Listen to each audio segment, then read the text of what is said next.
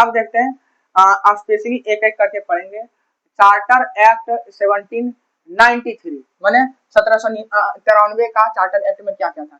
It was introduce the renew the companies charter another 20 year के बीच में जो दिया गया था, 20 ईयर्स के बीच बाद इसको रिन्यू किया गया। It consolidated the company authority while introducing the administrative reform किया गया। ये आया था कर्नवालिस के समय, ठीक है। That extended the governor general positions and increased the British government governmental control, ठीक है ना। ये इस कर्नवालिस के साथ के समय के आसपास आया था, ठीक है ना। अब देखिए की features of charter act 1793।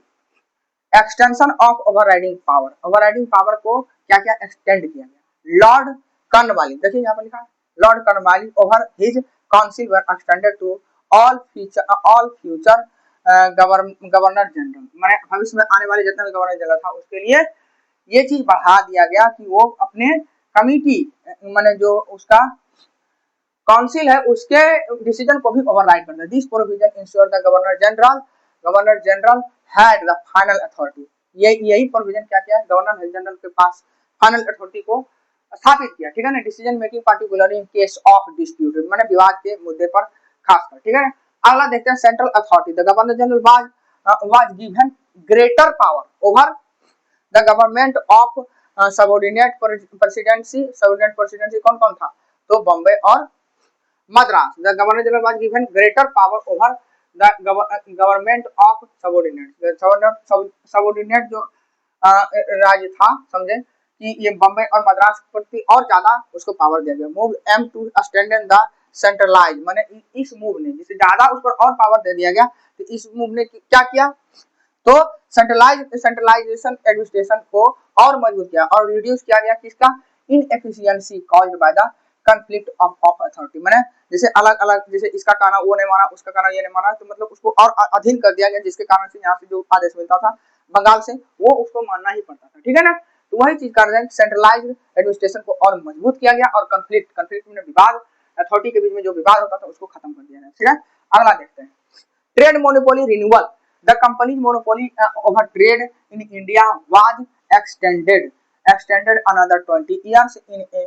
This monopoly allowed the company to dominate India's commerce, particularly in the commodity like the spices, textile and opium. ये तीन चीज पर खासकर इस मोनोपोली को बढ़ाया है, ठीक है। अगला देखते हैं exclusion of commander in chief. It was the stipulated that the commander in chief जो होता था वो गवर्नर जनरल भी होता था, armed force would not automatically the member of the governor general council unless explicitly appointed, जब तक उसको खास रूप से अपॉइंट नहीं किया जाए। This provision aim to prevent the conflict between the military and civilian governance. और इन्होंने क्या किया गया, मिलिट्री और सिविलियन गवर्नेंस कैसे होगा उसके बीच में जो माने कंट्राडिक्ट था, जो विवाद था, कॉन्फ्लिक्ट था, उसको खत्म कर दिया गया। Funding from Indian revenue act allow the salary of members, salary member का सैलरी किसका, तो board of control and their staff, उसके स्टाफ को paid by from the Indian revenue से ही उसको पेड किया जाएगा।